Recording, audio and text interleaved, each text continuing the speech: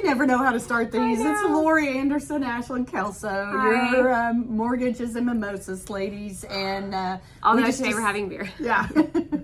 But we've been so proud of ourselves. We've been, 2025 is going to be a tough market. It is. And I did see a graph the other day, and maybe if we can find that graph, we can put it out. But it took 18, 19, 20, 21, 22, 23, 24, and it took 25.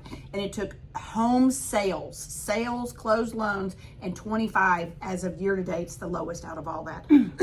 So everybody's talking about how this market's been, kind of tough. And we all thought, you coming off of COVID and, this will be a tough market for us in this industry. It might be, a year or two, and here we are 2 or 3 years later trying to correct kind of what COVID did. And so we have a tale of two markets. Yeah. So to your point, we were a huge, very big seller's market in 2021 to probably about, early 2022. And what that means when we say seller's market is it's just that. Sellers barely had to even put their house on the market, and they were going like that because interest rates were so low. Multiple offers. Yes, people could afford to buy more when rates are lower. So everybody was buying, because who doesn't want a 2 or 3% rate? So you went from having that strong seller's market to almost what feels like sometimes overnight, just like going to COVID. It went from a strong seller's market to slowly, and I don't want to say buyer's market, I just think it more, we talked about like more neutralizing.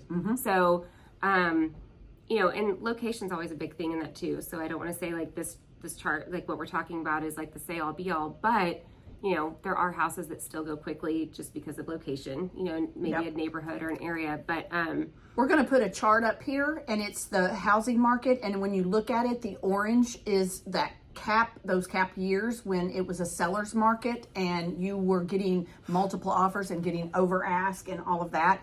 And then it's going to have, I think, yellow as more of a seller's market, and then gray is more neutral. And we're now more in the neutral. And what that means too for buyers out there, it's kind of a shift of going, you still, sellers, it's still a good time to sell. Buyers, it's still a good time to buy. That's what we're talking about when we're talking about neutral. And, we were talking about how it's so great working with, great real estate agents that know the market, because if you don't understand the market and you don't know, you may be going and submitting an offer for a buyer and not asking for any seller concessions, and not knowing that that's happening, that's normal. And so working with an agent that just doesn't know, doesn't just know the area, but knows about the market, knows what's going on, knows what's normal, because we're seeing a lot of seller concessions. We've talked about temporary buy downs, a 3-2-1 buy down, which have to be paid for by the seller in order to do those, which we didn't see those in a seller's market. And now we're seeing them more times than not, which is great because those can be starting in the 3s. Yep.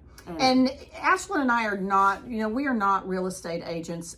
We work with some really good, strong real estate agents. And I'm going to say the top 2 things that I think make a good real estate agent is not somebody that's like good on social media or whatever. It's negotiation skills and knowing the market and how to price it out, because 100%. This is the hugest asset you're ever going to own. And when you shop for that real estate agent, you need to know negotiation skills and do they know the market and know how to get you through that. And it's not just the part-timers, the ones, and I'm not trying to say anything against anybody that does this, but you need to have somebody that's strong, that knows that market, that knows where you need to be priced and knows how to negotiate you through that. That are educating themselves. You mentioned part-time. It's not the part-timers, it's the cliche of the part-timers. But you can still be a part-time agent and be strong at and this. Be strong because you are keeping up with the market.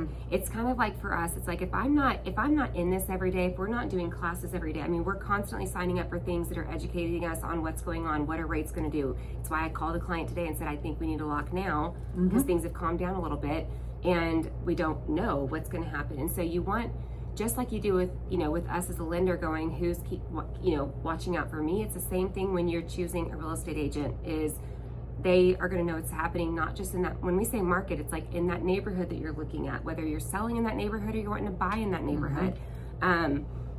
They, even going back to, I could go on and on about off-market stuff. I talked with an agent that knows, she's like, I'm the go-to for this neighborhood because I live here and I know when things are about to pop up. And so, whenever I have a buyer looking in that area, I'm like, that's who I call. So it's not always a one size fits all. Like, it's very important who you choose. And the market, again, is not a one size fits all. It is a tale of two markets, and timing and what you do, your real estate agent will be the expert on that. But we did want to share and do a quick video on this and share what information we're seeing on the type of markets and what we're seeing out there. So please give us a call if there's something that we can do, and if you need a referral to I was gonna somebody. say recommendation. I mean, that's big. Just like, you know, we have real estate agents recommend us for certain things because it's, you know, we don't just do certain areas. We're licensed by state, and I'll have people go and work with a lender that's licensed. You know, they're licensed in Texas, but they live somewhere else, so they don't know a lot about our crazy Texas Constitution, some of those laws. So it's staying with the real estate piece too. It's,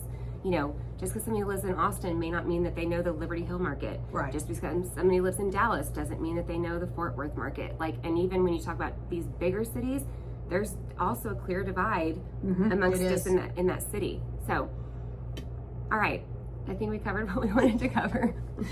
Hope we help. All right, bye. Bye.